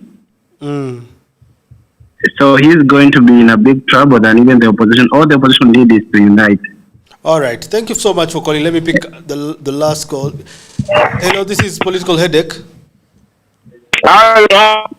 Hello. Kabuto. Yes. How are you? I'm doing well. How are you? I'm good. Mimi waka. Pardon? Waka. I think the whole concept of like the Gen Zs and the millennials, they are tired. They are just waiting for the day. But they have that one person they are so much glued to, because you see, like when we are looking at Gachagua, Sifuna, Matiang'i, and the rest are, are just by the way. Yeah. But these other, watu wa kujazajaza huku ma MCA, they are just going to be based on the merit of a person. Mtu ambaye siwezi nikaenda kuchukua nini sijui wa Marigo or whatever, like in our whatever, in our Kikuyu, whatever the way we are doing. Hatuwezi tukachukua tena that time. This time we are going on the merit based. Ule mtu ambaye hata kama ni Ishongwa anakuja na UDA, tunamchagua sababu amefanya kazi. Hata nini vita za guy in the Kiharo akikuja hata na chama ya nini, hata kama ni ya Warogi, tunamchagua sababu ya kazi. Okay. Lakini zege wengine kwanza watch department. Unajua tunawajua. Yeah. We know them. Hata sasa unaona hizi vitu zenu zote podcast mnafanya. The lineage is already done. The road to Sugoi is already pale Kosachei. Jamaa kwa nyumbani. But you're saying after that na kule Netherlands. Lakini unasema kwa the presidential level Gen Zs are waiting for? They are looking, they have that, the only problem with the Gen Z now, they are just playing with the three figures. Ni wawili, wako na Sifuna ama mtu tunaita kama Matiang'i. And sasa Matiang'i sasa ile kitu sasa inampiga sana ni sababu hana maaskari wa kumpeleka pale, lakini yeye mwenyewe he is a force to reckon with. Oh yeah. So the problem of the next government, we might have a president who is going to be impeached. Because there is going to be a very fiery parliament. MPs in the parliament. That is what they are supposed to know. Lakini Nyang'ao wash committee. Thank you so much. Wajua hivyo kwanza ni hivyo. Asante sana. Kareke. Umesikia anamaliza akisema kwanza nyinyi. Yeah. Wash Nyang'ao ndani. Nyinyi nani? I don't know. See you, Babu. you are the one vying here. But now let me final remarks as we are winding up. I was saying I was talking about the Senate and the kind of people we have in the floor of the House. Yes. In the same Senate where Karenyam was messing herself, we also have people like Senator Kamau Murango. And we have people like Senator Edwin Sifuna. Recently we saw a bill sponsored by Senator Kamau Murango, that is the Senator for Kirinyaga County. The bill that proposes to bar former governors from contesting as senators, MCS or MPs 5 years, at least within 5 years, immediately after finishing their term. And I looked at that bill, I read through it, and I thought it is something of significance, something of substance that needs to be supported, needs to be publicized so that Kenyans can understand and look into it. Because Jadiel, it does not make sense if you are in charge of an executive power for 10 years, then you finish, then instead of giving space for oversight and look into books that you are handling, you immediately come back as a senator to again look into those same books. We Kenyans will not get to the real cause, the real impact of devolution. So I think the Senate is like a womb. One womb the same womb will produce a pastor, and the same womb will produce a thug.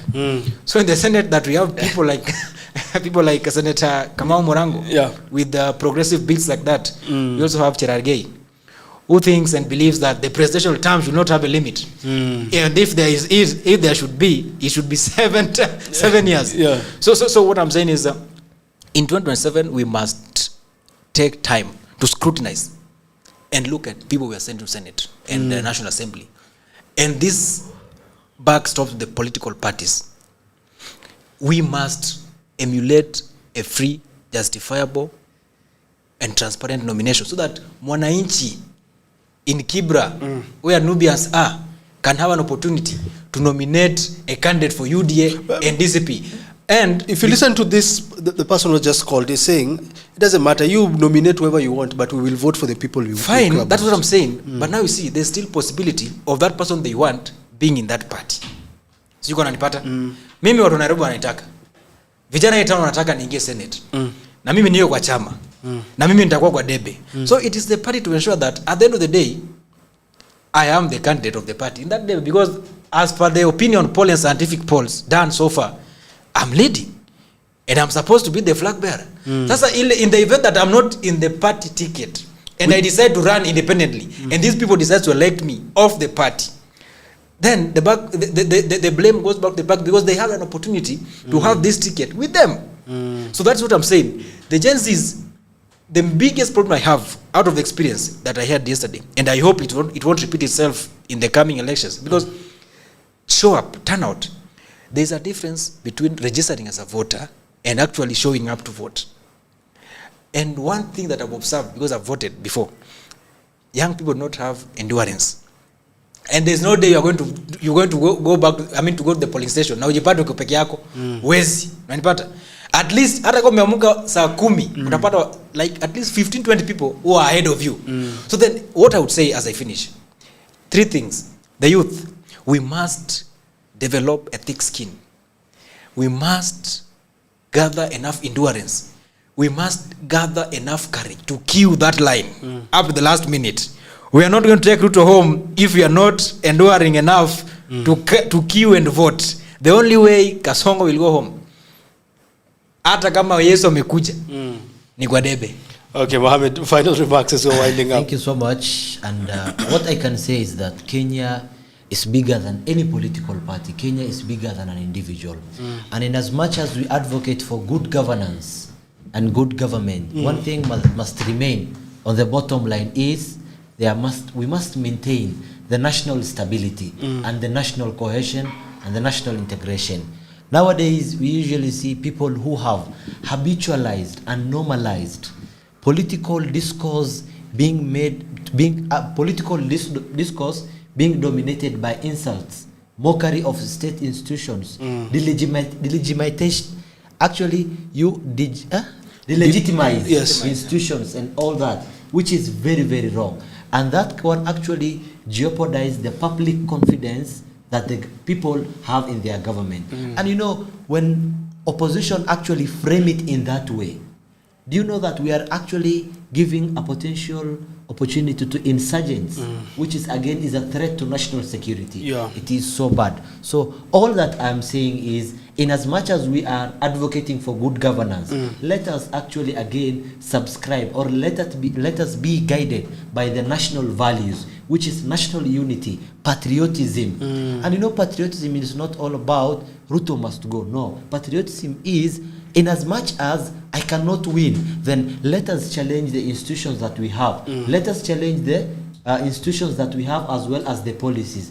Again, Kenya today, we are progressing. Do you know that tomorrow Kenya is actually hosting 30 heads of states, which is the Africa Forward Summit?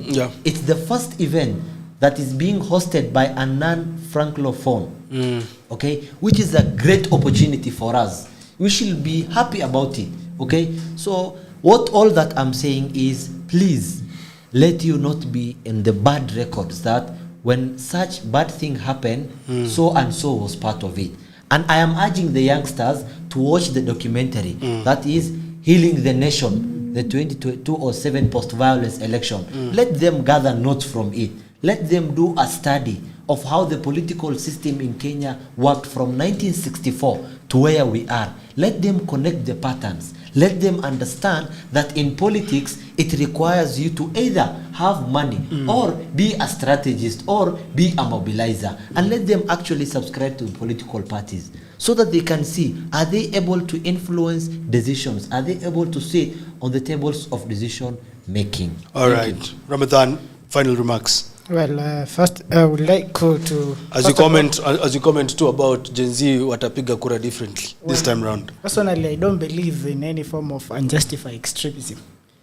I believe when a man is exercising extremism in pursuit of justice, there is no vice. But when one is moderate in pursuit of justice, I will say he's a sinner. All of us here justify extremism in the perspective in which area we believe in. So I believe that Gen Z have been extremist to some extent, but they are also justified because they are seeking for justice. However, what I will say is that we need also to be tolerant because as a country, we don't have any other country. The only country we have today is Kenya. So, and as much as some of us criticize the government, or some of us are not in support of the opposition or certain politicians, we still have the same thing that Mohammed has said, institutions. So Gen Zs must also understand that we have institutions that in this country that are supposed to implement policies. For example, right now I'm working on a concept, the way my friend Ken Babu has said that most of us Gen Z are not well versed with the function or the roles of some institution. So I'm developing a concept named the national, what is it? The national, what is the concept about? The concept is about public participation in terms of understanding the role. So it is National Public Participation Authority to make sure that young people or our old mothers, old fathers, they are well versed with the roles that we have. If somebody is going to elect an MP, does he know the role of a member of parliament? If somebody is going to elect a women rep, does he understand that women rep have a fund called NGAF under them? How does NGAF work? If somebody is going to elect a governor, does he understand everything about devolution? So that when you're going to elect, we don't have to blame the president, the issue of devolution, when it's supposed to be done by the governor. We cannot blame the president on the issue of CDF and bursary, when at all we understand that an MP is given some amount on bursary. So these are the things that we young people, we must also understand that as a country, and as much as we are trying to fight for what belongs for us, do we understand the procedures that have been set within the constitution so that we can actually claim what is right? Because you can be attacking somebody who is very innocent. You've been moving in town and see kuna mtu ameibiwa simu kwa dirisha, and you just alight the bus and you go and you meet somebody who is very innocent, mnaanza kumpiga mawe. When I told the person who took the phone ametoroka. So we have a responsibility as young people, as a country, to understand who are we electing.